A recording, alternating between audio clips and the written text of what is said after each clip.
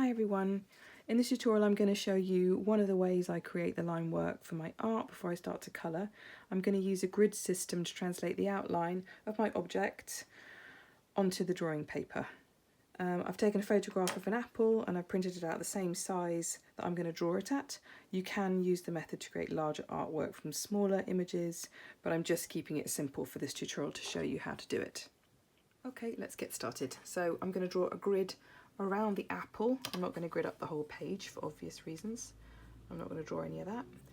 I'm going to decide at what point I want to stop at. I'm going to come down to just below the apple. That's 16 centimeters. It doesn't have to be an exact square, but I'm making it an exact square because that's going to be simpler to copy across. You have to obviously sort of keep an eye on the measurements of your square because you're going to copy it again on the other page.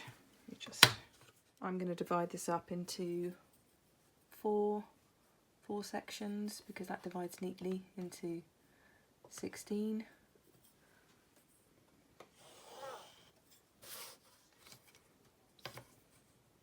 Okay, we're done drawing the grid on our apple reference image. We're going to draw the exact same grid on our drawing paper, but this time you're going to use very little pressure with your pencil, like the lightest of pencil marks, because we want to remove this later and we want to be able to remove it as easily as possible. You don't want remnants of the grid in the background of your image.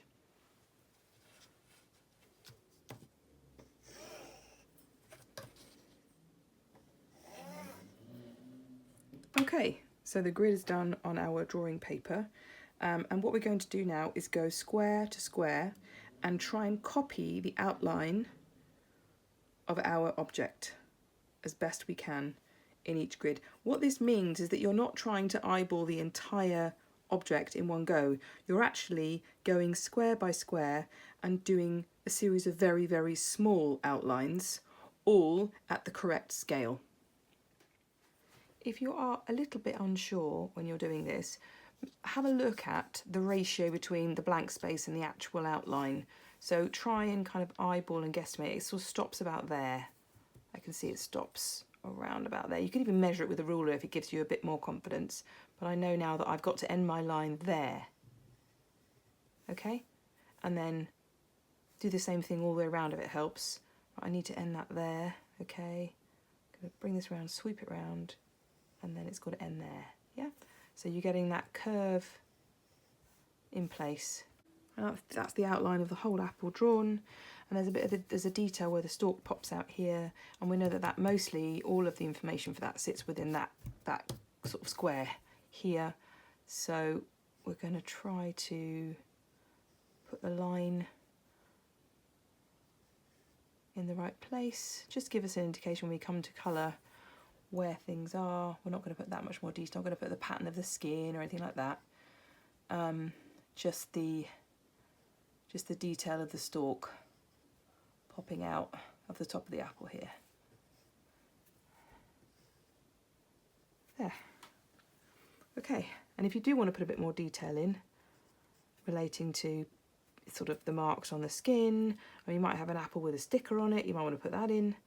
But that's more or less our starting point